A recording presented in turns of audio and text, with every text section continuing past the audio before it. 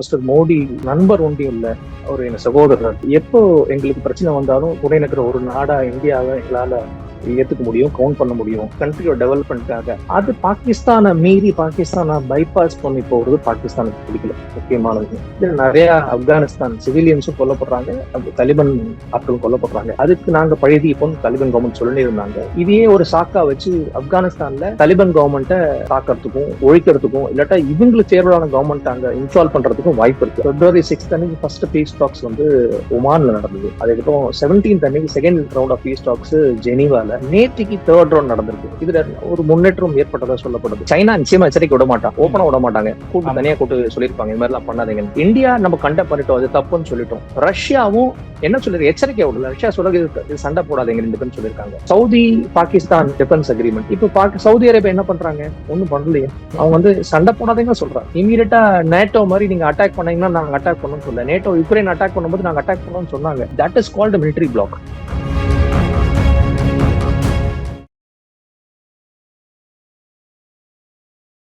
இளைய பாரத நேயர்களுக்கு வணக்கம். இன்னைக்கு நம்ம நேர்காணல நம்ம சிறப்பு விருந்தினர் ஜியோ பொலிட்டிக்கல் மற்றும் கவுண்டர் டெரரிஸ்ட் ஸ்பெஷலிஸ்டான டாக்டர் பாலசுப்ரமணியம் சார் அவர்கள் தான். சார் வணக்கம் சார். வணக்கம் Mister Vikram. Jai Hind. Jai Hind sir. Sir ஆக்சுவலா இப்போ வந்து பிரைம் மினிஸ்டர் மோடி அவர்கள் வந்து இஸ்ரேல் விசிட் பண்ணியிருக்காரு, சரிங்களா? இங்க வந்து பாலஸ்தீன் இஸ்ரேல் பிரச்சனைகள் பல விஷயங்கள் போயிட்டு இருந்தாலுமே வந்து இஸ்ரேல் எப்பவுமே நம்ம இந்தியா கூட பக்கபலமா நின்றுருக்கு பல விஷயங்கள்ல. இதுதான் செகண்ட் டைமா வந்து மோடி அவர்கள் அங்க விசிட் பண்றதாகவும் நம்மளுக்கு தெரிய வருது. என்ன மாதிரி விஷயங்கள் மோடி அவர்கள் அங்க போறதுனால நம்மளுக்கு வந்து இந்தியாவுக்கு பிரதிபலிக்குது? சார் 2017க்கு அப்புறம் second state visit of Mister prime minister Modi sir. அவர் போன இரண்டாவது ஸ்டேட் விசிட் அது. இது ரொம்ப முக்கியத்துவம் வாய்ந்தது. ஃபர்ஸ்ட் வந்து visit itself is significant, ரொம்ப முக்கியமானது. ஏன்னா கல்ஃப் கண்ட்ரீஸ்ல இருக்கிற tension, Iran US war, Afghanistan Pakistan tension, India Pakistan tension, அப்புறம் இஸ்ரேல் காசா அந்த போர், இதுக்கு நடுப்புற நம்ம பிரதம மந்திரி அங்க போயிருக்காரு. இது ரொம்ப முக்கியத்துவம் வாய்ந்தது. அவரோட ஸ்பீச்சை கேட்டீங்களா? ஸ்பீச்சுக்கு முன்னாடி அவர் அங்க லேண்ட் ஆனதுல இருந்து அவருக்கு கொடுக்கப்பட்ட வரவேற்பு, பார்லிமெண்ட்ல ஸ்டாண்டிங் ஓவேஷன், அவங்களோட இஸ்ரேலியன் கெனெசெட்ல ஸ்டாண்டிங் ஓவேஷன், இதெல்லாம் ரொம்ப ஒரு சிறப்பான ஒரு விஷயமா நமக்கு தெரியுது. மிஸ்டர் மோடி அவரோட ஸ்பீச் 31 நிமிஷம் பேசினாரு. அதுல முக்கியமான 3-4 அம்சங்கள் இருக்கு.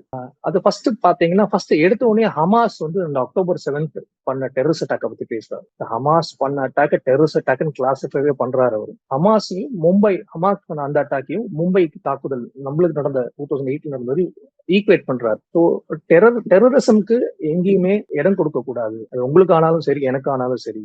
இது டெரரிசம் வந்து குளோபல் பீஸ்க்கு எதிரானதுன்னு சொல்லி அதை அங்க ஃபர்ஸ்ட் சொல்றாரு. அட் த சேம் டைம் அதே இஸ்ரேலி கெனெசெட்ல பாலஸ்டைன் இஷ்யூக்கு எடுக்கப்படுற இந்த peace initiative under UN security council, அதை நான் வரவேற்கிறேன் அப்படின்றாரு. இது ரொம்ப முக்கியமான விஷயம். என்னன்னா, இது பேர் டீஹைபனேஷன் சொல்லுவாங்க. டீஹைபனேஷன் என்னன்னா, ஹமாஸ் வேற, பாலஸ்டைன் ஸ்ட்ரகிள் வேற. கிளியரா டிஃபரன்ஷியேட் பண்றாரு. நாங்க பாலஸ்டைன் ஸ்ட்ரகிளுக்கு என்னைக்குமே துணை நிற்கிறோம். we are always with two nation theory. So தனிநாடு பாலஸ்டைன் வரணுங்கிறத நாங்க விரும்புறோம். பட் ஆனா ஹமாஸ் மாரி தீவிரவாத குழுக்கு ஈடு கொடுக்க நம்ம இடம் கொடுக்க கூடாது. ஸோ ஹமாஸ் வேற, பாலஸ்டைன் ஸ்ட்ரகிள் வேற. அந்த டைகாட்டமி, ஒரு டிஃபரன்சியேஷனை கிளியரா புரிய வைக்கிறாரு. அது இது இந்த அளவுக்கு கிளியரா ரொம்ப சட்டலா புரிய வச்ச ஒரு பிரதம மந்திரியாக நான் பாக்குறேன். இரண்டாவது விஷயம் வந்து, நீங்க பாத்தீங்கன்னா நம்ம இந்தியால இருக்கிற இங்க பிறந்த ஜூஸை பத்தி பேசுறாரு. அங்கேருந்து வந்து இங்க தங்கி இங்க பிறந்த ஜூஸை பத்தி, இங்கேருந்து நிறைய பேர் ஜூஸ் வந்து இஸ்ரேல்ல போய் செட்டில் ஆறாங்க. இன்ஃபேக்ட் இஸ்ரேலி ஆர்மிலேயே நிறைய இந்தியன் சிட்டிசன்ஸ் ஜூஸா இருக்கவங்க போய் ஒர்க் பண்றாங்க. ஸோ அதெல்லாம் சொல்றாரு, எப்படி அவங்க இஸ்ரேல் கான்ட்ரிபியூட் பண்ணிருக்காங்க. அப்போ வந்து ஒரு சென்டென்ஸ் சொல்றாரு, இந்தியா வந்து அவங்களோட மதர்லேண்டு, இஸ்ரேல் வந்து அவங்க ஃபாதர்லேண்டுன்னு. அதை ட்ரால் பண்றாங்க. ஆக்சுவலா அவர் சொன்னது ரொம்ப புத்திசாலித்தனமான விஷயம். இஸ்ரேலி கல்ச்சர்ல வந்து லேண்ட் ஆஃப் பர்த் வந்து மதர்லேண்ட் சொல்லுவாங்க, land of forefathers fatherland சொல்லுவாங்க. ஸோ இங்க பிறந்தாலும் உங்களுக்கு ஃபாதர்லேண்ட் அங்க போய் வேலை செய்யறாங்கிறத ஒரு சூட்சமா சொல்றாரு. அது ஒரு இன்னொரு முக்கியமான அம்சம் அந்த ஸ்பீச்ல.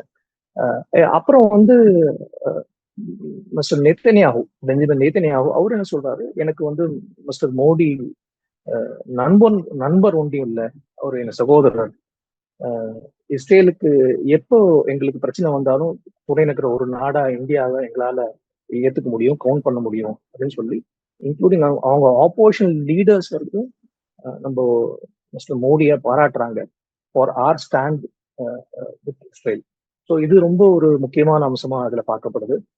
இதுக்கு கொஞ்ச நாளைக்கு முன்னாடி ஹெக்ஸகன் அலையன்ஸ் நேத்தன்யாஹூ இன்ஃபார்மலா சொல்றாரு. அதுல வந்து இந்தியா இருக்கணும், இஸ்ரேல் இந்தியா இருக்கும், அப்புறம் சைப்ரஸ் கிரீஸ் இருக்கும், அதை தவிர்த்து இன்னும் ரெண்டு மூணு அரப் கண்ட்ரிஸ் இருக்கிறது வாய்ப்பு இருக்குன்னு சொல்றாரு. ஹெக்ஸகன் அலையன்ஸ் பேசிக்லி நம்ம ஒரு ரீஜனல் அலையன்ஸ் சொல்லலாம், பார்ட்னர்ஷிப் சொல்லலாம், ஸ்ட்ராட்டஜிக் பார்ட்னர்ஷிப் சொல்லலாம்.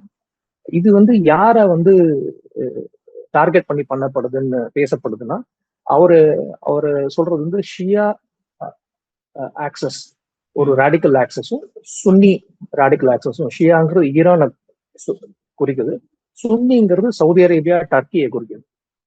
ஸோ அது எதை சொல்றாருன்னா, டர்க்கி சவுதி அரேபியா பாகிஸ்தான் பண்ண regional strategic partnership, military partnership தான் அவர் டார்கெட் பண்றாருங்கிறது நம்மளுக்கு புரிய வருது. டர்க்கிக்கு எதிரான நாடுகள் வந்து கிரீஸும் சைப்ரஸும், அவங்களுக்கு ரெண்டு பேருக்கும் long history of border disputes இருக்கு. அதே மாதிரி பாகிஸ்தானுக்கு அகேன்ஸ்டான நாடு இந்தியா. ஸோ அந்த நாடே அவங்க சேர்க்கிறாரு. அதே மாதிரி மற்ற அரப் நாடுகள் சொல்றாரு, அது 99.9% யுஏஇ தான் சொல்றாங்க, அது இன்னும் ஃபார்முலா வெளியிடல. ஸோ இதனால பாகிஸ்தானுக்கு ஒரு பதட்டம் ஏற்படுது. அவங்க அந்த ஒரு ரீஜனல் செக்யூரிட்டி பேக்டுக்கு அகேன்ஸ்டா அது ரீஜனல் செக்யூரிட்டி பேக்டா இருக்குமோ அப்படின்னு ஒரு பாகிஸ்தானுக்கு அச்சம் ஏற்படுது. இது மோர் தென் ஒரு ஒரு சிம்பாலிக் அனௌன்ஸ்மெண்டா இல்லாம இது மேற்கொண்டு எப்படி ஆன் த கிரவுண்ட் எஃபெக்டிவா வருங்கிறத பொறுத்துதான் நம்ம பார்க்கணும். Okay sir. இப்போ பாகிஸ்தானை பத்தி பார்க்கும்போது இப்போ சடனா வந்து பாகிஸ்தான் வந்து ஆப்கானிஸ்தான் மேல போர் தொடுத்திருக்கோம் நாங்க அப்படின்ற மாதிரி ஒரு விஷயங்கள் சொல்லப்படுதே சார். எதனால சடனா இந்த ஒரு சர்ஜி ஏற்பட்டுச்சு சார் அங்க? சரி, இது வந்து புதுசு இல்லை சார். பாகிஸ்தான் தாலிபான் வந்து 2021 ஆட்சிக்கு வந்ததுல இருந்து அவங்களுக்கும் பாகிஸ்தானுக்கும் நிறைய வேற்றுமைகள் ஏற்படுது. முன்னாடி தாலிபான் வந்து பாகிஸ்தானோட கண்ட்ரோல் இருந்தாங்க. தாலிபான் வந்து ஆப்கானிஸ்தான் ஆள ஆரம்பிக்கும் போது பாகிஸ்தான்ல இருந்து கொஞ்சம் கொஞ்சமா விலக ஆரம்பிக்கிறாங்க, மத்த ஆள்கிட்ட போக ஆரம்பிக்கிறாங்க, சைனா கிட்ட, அப்புறம் வந்து மத்த கவர்மெண்ட்ஸ் கிட்ட பேசுறாங்க. Because they're into government, they're not non state actor. அவங்க வந்து ஒரு குழுவாவோ ஒரு மூவ்மெண்டாவோ இல்லாம ஒரு கவர்மெண்டா இருக்காங்க அந்த டெவலப்மெண்ட், கண்ட்ரியோட டெவலப்மெண்ட்காக. அது பாகிஸ்தானை மீறி பாகிஸ்தானை பைபாஸ் பண்ணி போறது பாகிஸ்தானுக்கு பிடிக்கல. முக்கியமானது இப்ப ரீசெண்டா நடந்த இந்த ஆபரேஷன் சிந்தூர் போது நம்ம சில இடத்த தாக்கினோம்.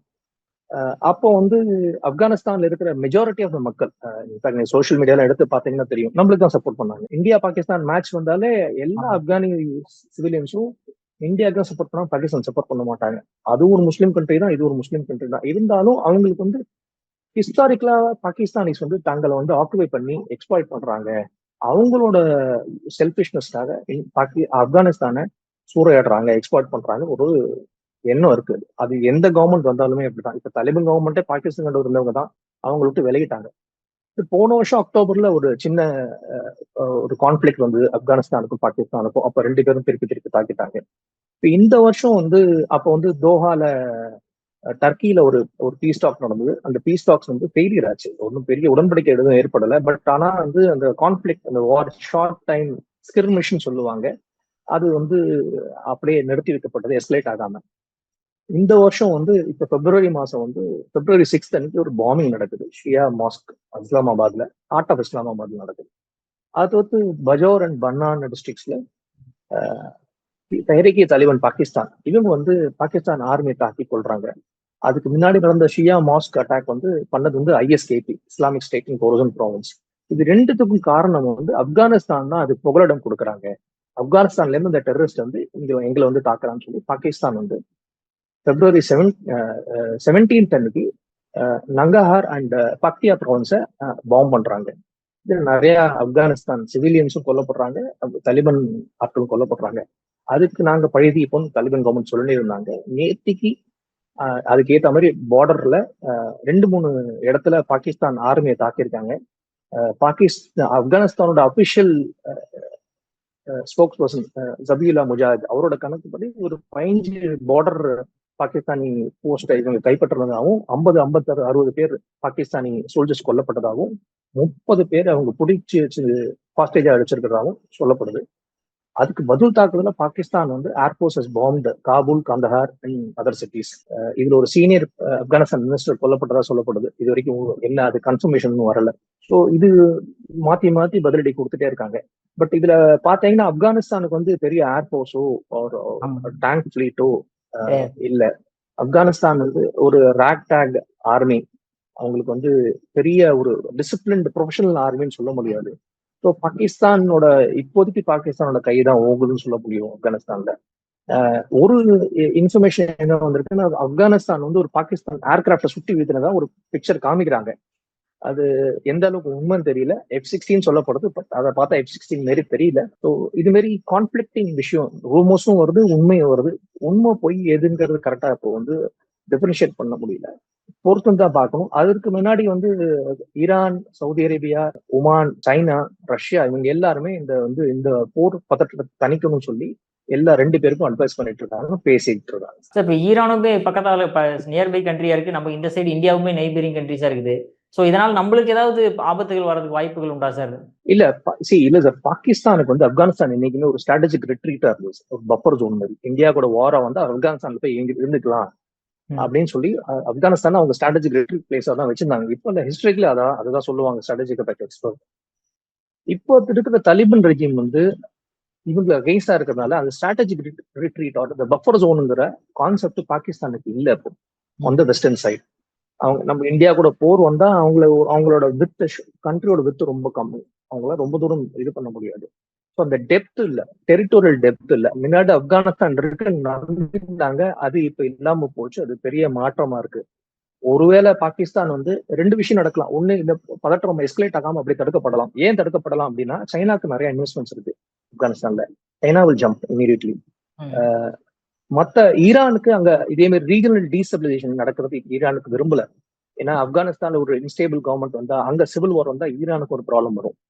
அவங்கள இருக்கிற அண்ட்ரஸ்ட், லோக்கல் அண்ட்ரஸ்டே அவங்களால இப்ப மேனேஜ் பண்ண முடியல. ஸோ இந்த டைம்ல ஈரானும் அது விரும்பல.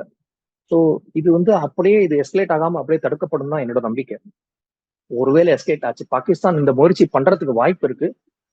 அது நடக்குமான்னு பொறுத்து தான் பார்க்கணும். என்னன்னா இதையே ஒரு சாக்கா வச்சு ஆப்கானிஸ்தான்ல தலிபான் கவர்மெண்ட்டை தாக்கிறதுக்கும் ஒழிக்கிறதுக்கும், இல்லாட்டா இவங்களுக்கு தேவையான கவர்மெண்ட் அங்க இன்ஸ்டால் பண்றதுக்கும் வாய்ப்பு இருக்கு. அப்படி இருந்து ஆப்கானிஸ்தான் பாகிஸ்தான் கையில வர்றதுக்கு வாய்ப்பு இருக்கு. அவங்களோட ரெஜிம் பப்பட் ரெஜிம் வந்ததுன்னா அது இந்தியாவுக்கு நல்லது கிடையாது. ஸோ இது ஒரு சினாரியோ. இந்த சினாரியோ நடக்குமானா 10% சான்ஸ் இருக்குன்னு சொல்லலாம். அது ரொம்ப கம்மியான சான்ஸ் தான் இந்த சினாரியோ நடக்கிறதுக்கு. பட் யூஎஸ் அதுக்கு சப்போர்ட் பண்ணலாம். ஏன்னா யூஎஸ் வந்து ஆப்கானிஸ்தானை திருப்பி கைப்பற்றணும்னு ஆசைப்படுறாங்க பிகாஸ் ஆஃப் சைனீஸ் ப்ராக்சிமிட்டி. ஏற்கனவே மிஸ்டர் ட்ரம்ப் சொல்லியிருக்காரு, பாக்ராம் பேஸ் எங்களுக்கு கொடுக்கணும்னு சொல்லியிருக்காரு. எப்படி கிரீன்லாண்டை கொடுக்கணும், வெனிசுவேலா எனக்கு வேணும்னு சொல்லிட்டு ஆளுங்க இப்போ பாக்ராம் பேஸ் வேணும்னு ஃபர்ஸ்ட் லாஸ்ட் இயரே சொல்ல ஆரம்பிச்சிட்டாரு. ஒருவேளை பாகிஸ்தான் வந்து பாக்ராம் பேஸ் தான் கட்டுக்குள்ள வரும் நினைப்புல யூஎஸ் அந்த மாதிரி மெஷருக்கு சப்போர்ட் பண்றதுக்கு வாய்ப்பு இருக்கு. But China will not keep quiet. சைனாவோட இன்வெஸ்ட்மெண்ட்ஸ் அங்க அட் ஸ்டேக். ஒரு சிவில் வார் இருந்தாலும் சரி, இல்லைன்னா ஃபுல் ஃபிளெஜ்ட் இது மாதிரி வார், கன்வென்ஷனல் வார் இருந்தாலும் சரி, சைனாவோட இன்வெஸ்ட்மெண்ட்ஸ் அங்க அடிபட்டதுக்கு வாய்ப்பு இருக்கு. ஆனா China will intervene and stop this வார். ஒரு பெரிய லெவல் எஸ்கலேட் ஆகாம தடுத்துருவாங்கன்னு எனக்கு தோணுது.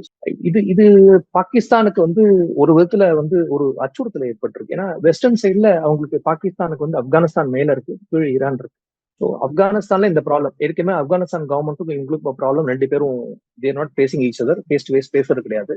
Taliban is supporting India. In fact first time air force, Pakistan air force வந்து காபூல பாம்பு பண்ணும்போது India condemn that territorial integrity of Afghanistan நீங்க பார்க்கணும், பாதுகாக்கணும், இது மாதிரி இன்டர்வீன் பண்ணக்கூடாது அப்படின்னு சொல்லி நம்ம கண்டம் பண்ணிருக்கோம். We are supported Afghanistan. So நம்மளுக்கும் ஆப்கானிஸ்தான் தலிபான் கவர்மெண்ட்டுக்கும் இப்போதைக்கு ரிலேஷன்ஷிப் நல்லா இருக்கு. அதை பாகிஸ்தான் விரும்பல. ஃபர்ஸ்ட். செகண்ட் ஆஸ்பெக்ட், ஈரான்ல இருக்கிற இஸ்லாமிக் ரெஜிம் அதை மாத்துறதுக்காக முயற்சி பண்ணிட்டு இருக்காங்க, யூஎஸ் கவர்மெண்ட் பண்ணிட்டு இருக்காங்க. அதோட 3 ரவுண்ட் ஆஃப் அது போன மாசமே அது வார் வரும்னு சொல்லப்பட்டது, தள்ளி போட்டு அதுக்கப்புறம் பீஸ் டாக்ஸ் நடந்தது. February 6 அன்னைக்கு ஃபர்ஸ்ட் பீஸ் டாக்ஸ் வந்து ஒமான்ல நடந்தது. அதுக்கப்புறம் 17 அன்னைக்கு second round of peace talks ஜெனீவால. நேற்றுக்கு தேர்ட் ரவுண்ட் நடந்திருக்கு. இதுல ஒரு முன்னேற்றம் ஏற்பட்டதா சொல்லப்படுது. நெக்ஸ்ட் வீக் வந்து வியன்னா ஆஸ்திரியால fourth round of peace talks நடக்கும்னு சொல்லப்படுது. ஸோ இதனால ஈரான் வார் அவாய்ட் ஆகிறதுக்கு வாய்ப்பு இருக்குன்னு சொல்லப்படுது. முன்னாடி ஈரான் வார் நிச்சயமா யூஎஸ் வந்து ஈரானை தாக்கும் நிலைமை போய் இப்ப பேச்சுவார்த்தை நடக்குது. ஒருவேளை அது அந்த ஆக்ஷன் அந்த கான்ஃபிளிக் தள்ளி போறதுக்கு வாய்ப்பு இருக்கு. பட் அதையும் நம்ம பொறுத்து தான் பார்க்கணும். இது பாகிஸ்தானுக்கும் இந்தியாவுக்கும் எப்படி இம்பாக்ட் வரும் அப்படின்னு பார்த்தீங்கன்னா, இந்தியாவுக்கு ஈரான்ல ஸ்டேக்ஸ் முக்கியமான ஸ்டேக் வந்து ஜாபார் போர்ட். 120 மில்லியன் இன்வெஸ்ட் பண்ணிருக்கோம், இயர்மார்க் பண்ணிருக்கோம். அந்த 120 மில்லியனும் இந்த பட்ஜெட்ல இந்த பட்ஜெட்ல நம்மளுக்கு 0 அலோகேஷன் ஃபார் ஜாபார். அது முக்கியமான விஷயம் என்னன்னா, நம்மளுக்கு இயர்மார்க் பண்ண 120 மில்லியனும் கொடுத்துட்டோம் அவங்களுக்கு. ஜாபார் போர்ட்டுக்கு ஈரான் கொடுத்தாச்சு. அதனாலதான் இந்த பட்ஜெட்ல எதுவும் அலோகேட் பண்ணல.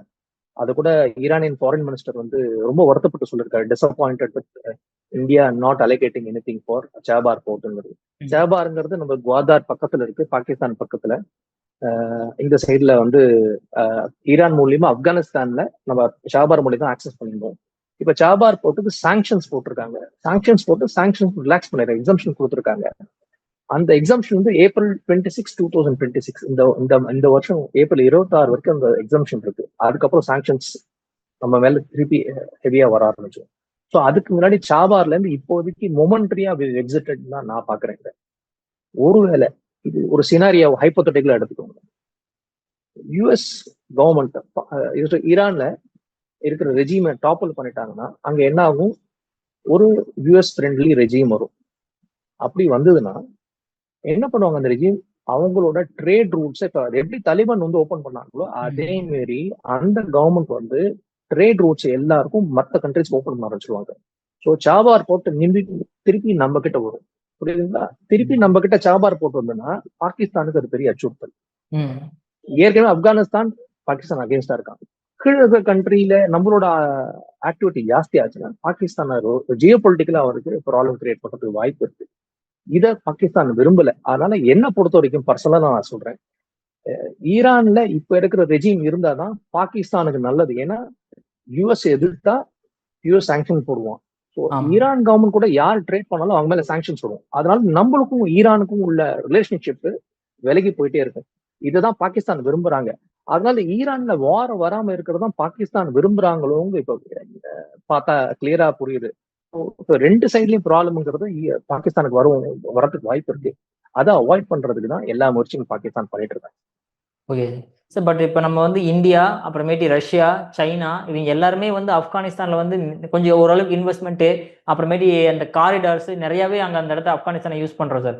இப்போ பாகிஸ்தான் அட்டாக் பண்ணும்போது நம்ம 3 கண்ட்ரிஸுமே சேர்ந்து பாகிஸ்தானுக்கு வந்து ஏதாவது ஒரு எச்சரிக்கை விடுக்க முடியுமா? ரஷ்யா, சைனா நிச்சயமா எச்சரிக்கை விட மாட்டான், ஓப்பனா விட மாட்டாங்க. தனியா கூட்டு சொல்லியிருப்பாங்க இந்த மாதிரி எல்லாம் பண்ணாதீங்கன்னு. ஸோ இந்தியா நம்ம கண்டெக்ட் பண்ணிட்டோம், அது தப்புன்னு சொல்லிட்டோம். ரஷ்யாவும் என்ன சொல்லிருக்கு? எச்சரிக்கை விடல. ரஷ்யா சொல்றது இது சண்டை போடாதீங்க 2 பேரும் சொல்லியிருக்காங்க.